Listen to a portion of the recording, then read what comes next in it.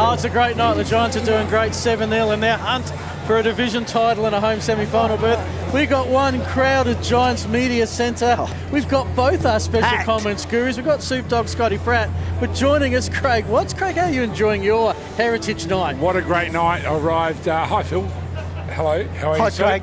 How you going, mate? What a great night. We arrived here early and just saw so many familiar faces and 45 ex-players from all eras, from Claxton Shield, Adelaide Giants, Adelaide Bite. Just fantastic. Well, it's a night for legends, and Scott, you've got another one to have a chat to. Yes, I do have the left-handed pitcher coming through from Sturt Saints and signed with Florida Marlins, the great Paul Mildren. And Millie, it's an absolute pleasure to have you here. We're going to talk some baseball, talk some after baseball, and welcome to the booth. Well, it's so great to be up here with so many legends and seeing so many at the field tonight, and then seeing so many on the field as well tonight. So it's great to be here. Yeah, so you've been back and around baseball a little bit after playing. You had a bit of a touch-up with the Super League. You got involved with that. And tell us, let's talk about where you are now, what you're doing baseball-wise. Is there anything happening in your baseball world? I enjoy watching the game. I'm enjoying tonight, definitely, and seeing the... We're going to head into right, and we said when it goes there, it's usually going to be 2. Gives McArdle a bit of a chase, and 4, what was it? It was number 5 hitter, Kum Tae-yun. It's 5, 6, 7 coming up for Geelong Korea. Well, here's maybe their chance to break the deadlock after a controversial first innings. They have the leadoff man at second with none away. Yeah, very important for them to get that lead-off man to start the rally. So let's jump back to your early days at Sturt Saints, coming through as an up-and-coming player. Ron Macbeth, obviously a key part in those early days with you coming through and then getting signed with Florida. So talk us through as a junior at Sturt. Yeah, it was huge. I mean, being a part of that club, seeing so many guys before me pave the road and even across the nation pave the road, but thinking maybe one day that could be an opportunity for me, and it maybe wasn't in the forefront of my mind when I was under the veranda at Sturt. Here's one's played toward. I reckon that bat's all good for firewood now. Nick Ward takes care of that. Advances the runner, so Geelong Korea are 90 feet away from their opening run. What's he? Yeah, good piece of hitting there by the Geelong Korea player. Moving the player over, getting them an opportunity to score a run over at third base. Yeah, but I was under the veranda at Sturt having a pitch, and it was with Ron Macbeth, and he was a legend up at the club, and obviously helped so many people out. So I think that's something I want to give back to the game eventually. But with my family at the moment, just focusing through that, and then want to get back out in the game. And the Super League was a way of touching base with that a little bit, and still seeing some of the up and comers. I've got Zach Altamura, who's actually at my school at the moment, so I'm working with him a little bit on his his outside of baseball life. Awesome. But it's good stuff. So you're a teacher? At what school you teach? At Glenunga International High School. Funny Excellent. story that I actually went there myself as a kid. Did you really? So being back there, I know all That's the a nooks classic. and crannies where they go out at the recess and lunch, so I can stop them doing that. Now, Millie, I'll just jump in here, mate. So you're at Glenunga and you were a student there, and I hear that you've just got a promotion. That's right. I've been teaching health and PE for a little while, which makes sense coming from a sport background, but moved into leadership with working through leading a year level, and then now moving into assistant principal. So with that, being a past professional sportsman, how much has that led you into the area where you're sitting right now? I was talking before, like being on a bench full of guys and in a clubhouse and working through so many different personalities and working out where you fit in a clubhouse, whether you're a pitcher, a hitter, an extrovert or an introvert, and trying to figure out your place in a big group of people. I think that's something that helped me in my life after baseball, to figure out how do I manage those different personalities, and I think that's probably helped me in my life after baseball to figure out what I'm doing. Joo Hong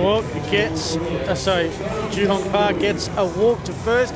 Geelong Korea have the corners, just the one out. This is their opportunity.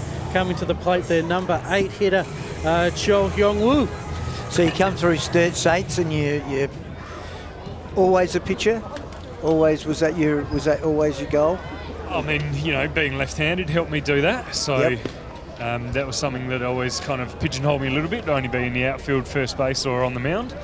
I did have a few cracks behind the dish like yourself, but I couldn't hit water if I fell off a boat, so I think that was good for me being on the mound. But it helped that you threw hard, right? And hitting hard towards Lattimore. This will drop and the play was at second, and Geelong Korea will score uncontested at home. That is Kim Tae-yoon, who crosses the plate. Geelong Korea fans, you're on the board, trailing 8 runs to 1, and you have 2 on base at second and first with just 1 out. Not a bad play there by Quincy. You can see the runner there was holding up. The ball was actually in the air. Here we go, looking at the replay there. The ball was holding in the air there, so the first base runner was holding up a little bit. So Quincy comes in, knows that he's not going to be able to catch it. His first play is to come into second base. Just the throw was just off a little bit. Good throw may have got him at second base with the force. But the other good thing was he kept that ball in front of him, right? 100%, yeah. So, a lot of kids, a lot of guys there, they'll try and get that more maybe on the short hop rather than waiting for it to come back into them. Let the ball go past. All of a sudden you've got runners at first and second.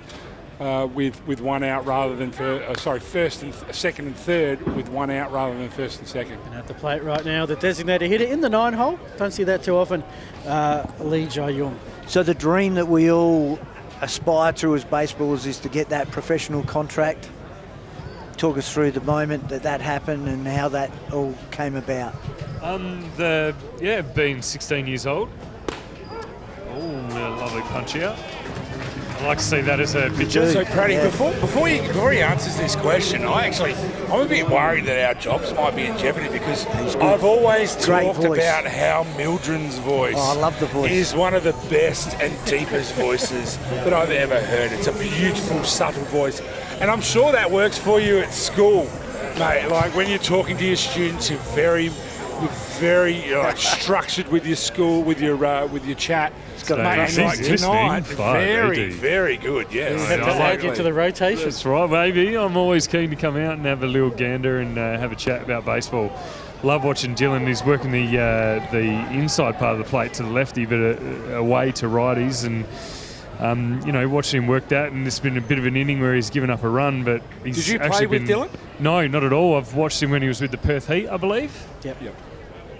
And very impressive. He won it was Pitcher of the Year, wasn't it? Or he won very impressive to watch, and still try to keep up with baseball as much as possible. But I'm just a student of the game. So when you talk about signing and stuff like that, I've always just watched the game from an outside looking in, even when I'm on the mound, to try and get the best strategies for working against guys.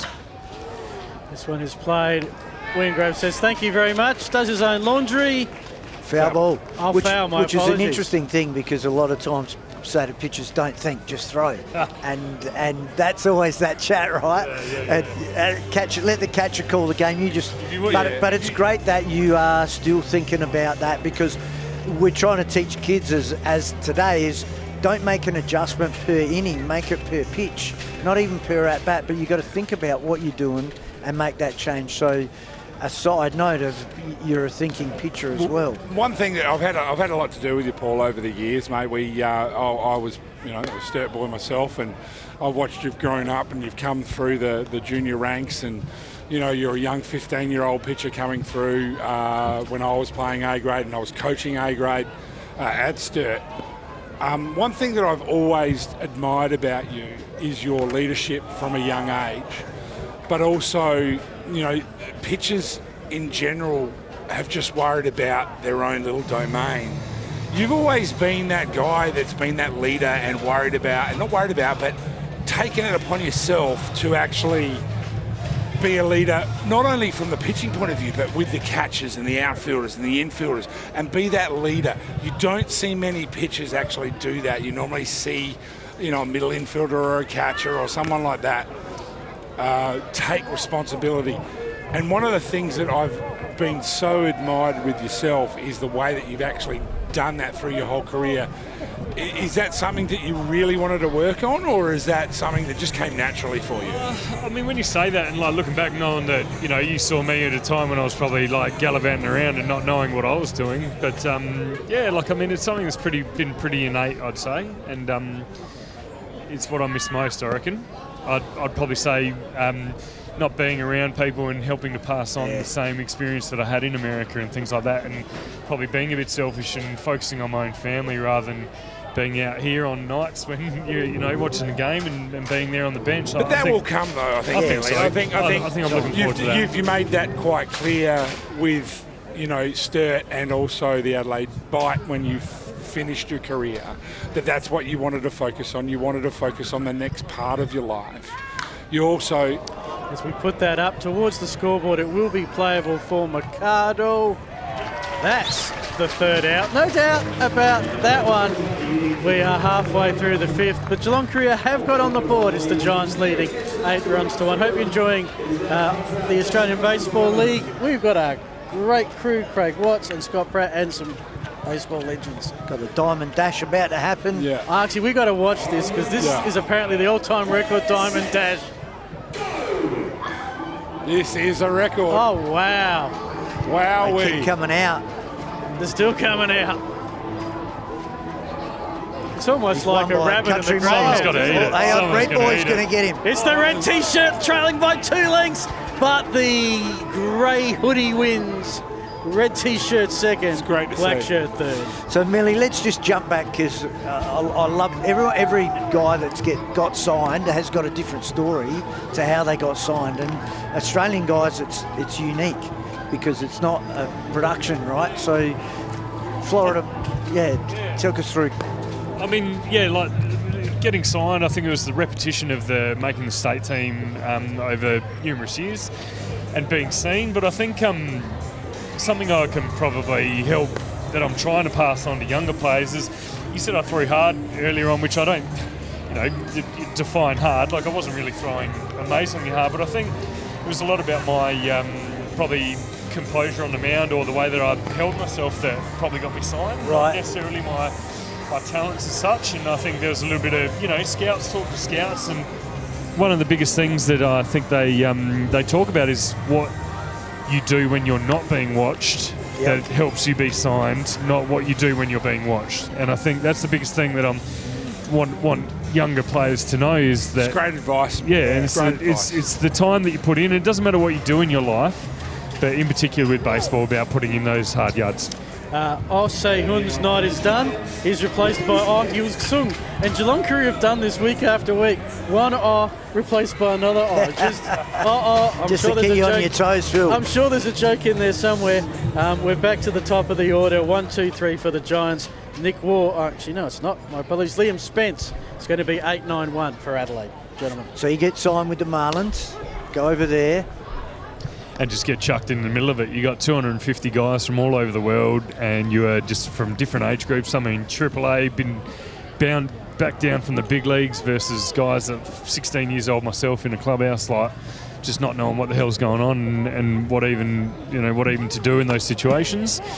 And like you just literally get chucked in the deep end, and you just got to just go for it. I see Watsy nodding his head over there, and so many other guys that have made it over there, but then the longevity is the different story. That's how it really becomes. You realise that, hang on, I've got the same skill as these guys, but it's what do I have on my head, what do I have on my shoulders, in my head, that can help me get through. And it's the work ethic, it's the demeanour, the how you go about things, and that stands for so much. You see other guys that don't have anything on their shoulders, and they still make it up there, and you know that is what it is. That's the game. But I think it's very much about Australian being over there and grinding it out and being that player that there's almost a brand of baseball player that comes from Australia that they don't see from any part of the world. And you see the Luke Hughes, the Stephen Welsh's, the Bryce's, the whoever have gone over there. They grind it out and do the hard yards.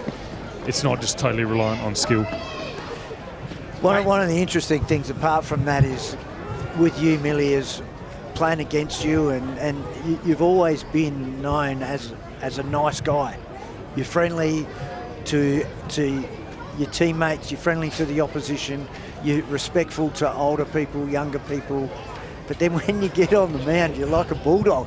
It's quite an interesting character trait, you know, like some guys are just demons and other guys, he's just like the smiling assassin. It's actually quite funny because now you say it, like, you know, I played a lot with Paul and then I coached Paul and then I saw him go through and he signed at a very good time for Australian baseball, I believe. But I actually never got to face you.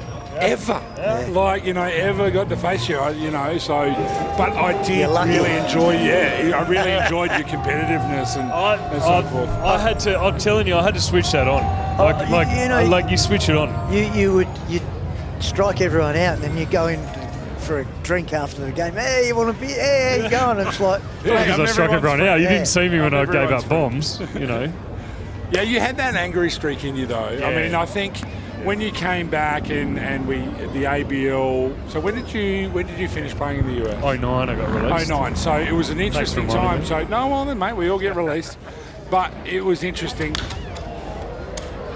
Looks possibly playable, although the wind will take that one, and that's one for the armada of kiddies to fight over. Yeah. Every foul ball is going to be very precious to the youngsters tonight. There are lots of kids here tonight, Phil. So.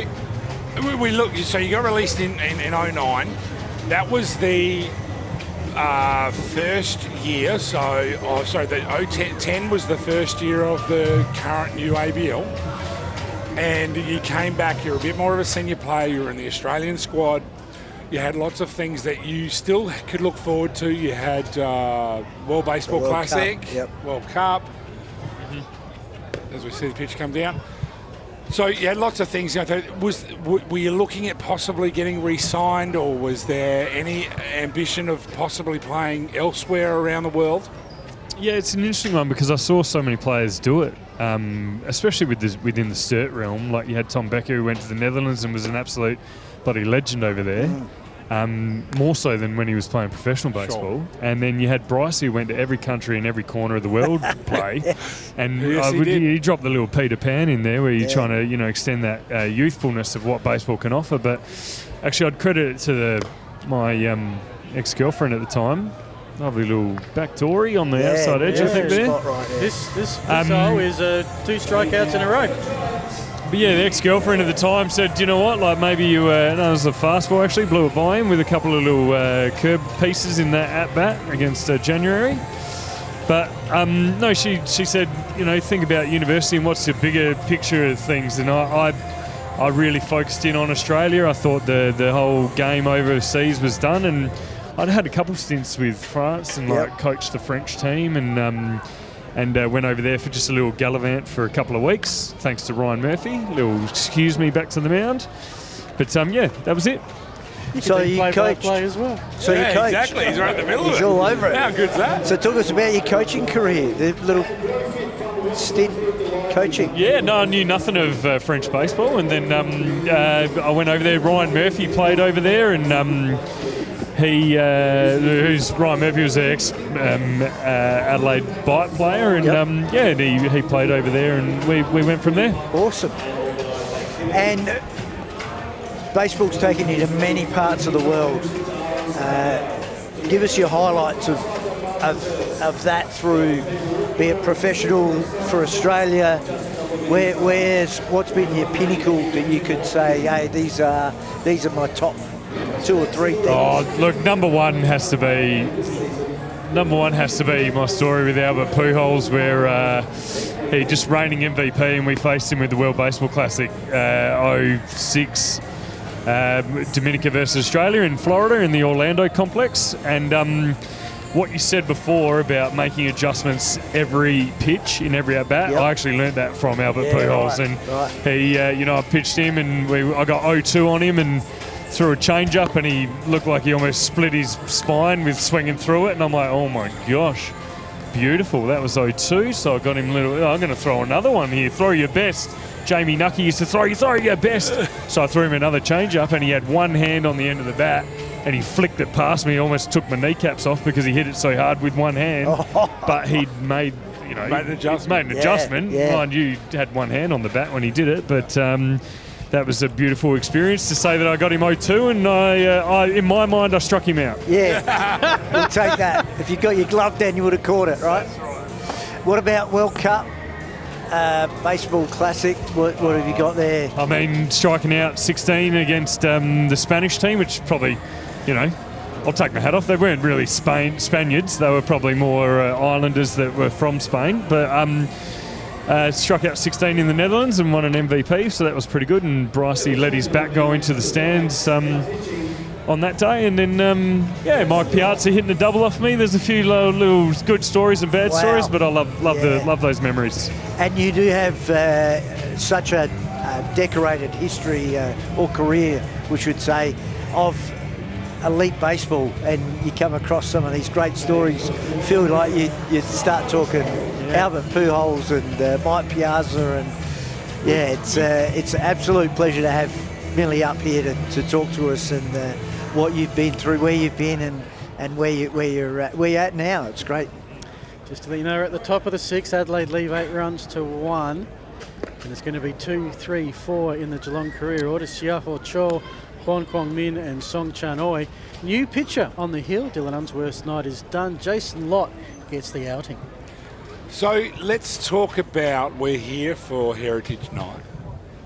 And so let's talk about your time with the Adelaide Bite and when you first started playing, and how you felt when you were playing for your state. I mean, we all played, you played under 16s and you played your under 18s. But coming to that senior level and being at Norwood Oval and playing, you're at an interesting time in your career, Millie, because between 2000 and 2009, there wasn't an ABL. There was some Claxton Shield, there was some tournaments that were played. You may or may not have played in those because you may have been shut down with the Major League club that you were with. But once you'd finished, talk us through how proud and because that was one thing that I took out of my coaching you in 2010 to 2012 in the first 2 years or 3 years of the ABL, was how proud you were of playing for South Australia and playing for the Adelaide Bite at that time. What did it mean to you? It's a loaded question. There's so much to answer with that, from being at Norwood Oval watching yourselves play, with that giant strap that they're wearing out there tonight on, and being a part of that experience as a youngster in the 90s. There was something different about sport with young kids back in the 90s that you played everything and anything. And Norwood baseball, I know we talk about the Friday night or the night baseball of I think the 70s or 80s when there was, 8,000 out there, but a couple thousand out there, and you had to park all the way to Kensington Road just to go watch Wattsy and Pratty hit bombs over the Coopers fence out in left field. But it was almost like a social event. It was all junior players. It was something else. But not only that, I mean, this is the thing, like we used to. I remember the Henley and Grange boys and the East Torrens guys and the Sturt guys. They'd all be different parts of the oval, and the Goodwood boys would come out and watch you, Pratty, and you have that there. And that even extended on to the Adelaide Bite because we had that, and we still only had a certain amount of imports coming through. Another question is like, how did you, how did we go with the amount of with the imports being a local player, a captain at that point? You were a captain, whether you think you weren't. A leader of the team. You're a leader of the team. When the imports came in, did you grab them aside and say, hey, look, this is what we're all about? Because this is a little bit different now. This is a full professional league where we've got a lot of professional guys out there, and this is what their livelihood is about. But even back in those first 4 or 5 years, we'd get our 4 or 5 imports that would come in. Did you, as a senior player, grab them aside and say, hey, look, I know you guys have got a job to do, but this is our culture, this is what we're all about? Yeah, I think going back to the South Australian thing and being proud of that is that you're always, Bryce and I have a really close relationship because we were 2 of the only South Australian guys on the Australian team sometimes.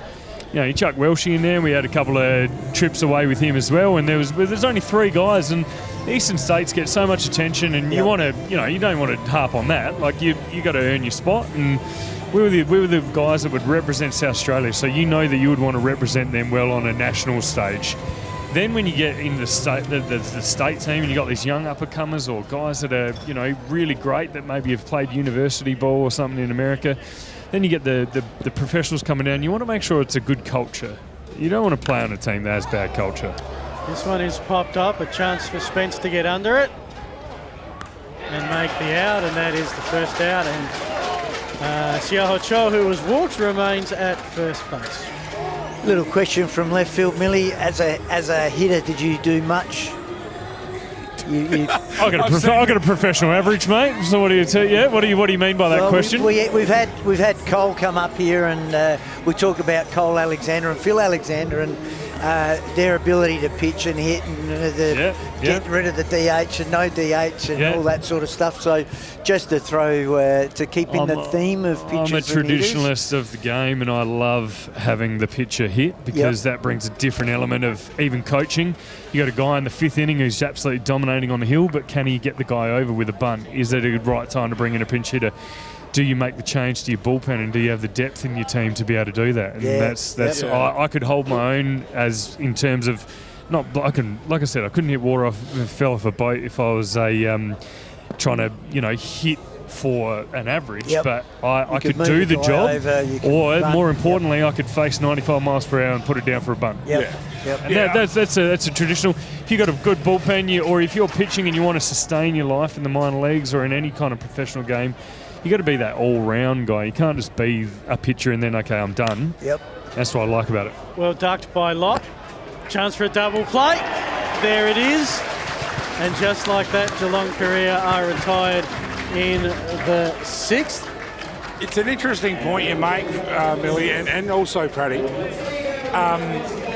When you have a look at Australian baseballers back in the 80s, 70s, and even early 90s, there was a lot of great pitchers that were out there that were also very good hitters. You look at, the guys like Neil Stewart from Sturt, played for Australia, was a great pitcher, very, very good hitter. A lot of those guys could actually hit because it was part of their game. I think, since the kind of mid-90s, a lot of those kids that have signed and they've gone on, they've stopped hitting. And I think in America that was something that was always the case. We just didn't know about it. But ironically, we bring out now a lot of two-way guys that can play. Exactly.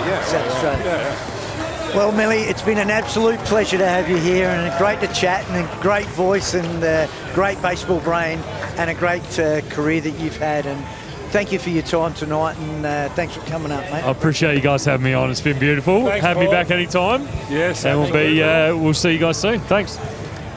And whilst we have a little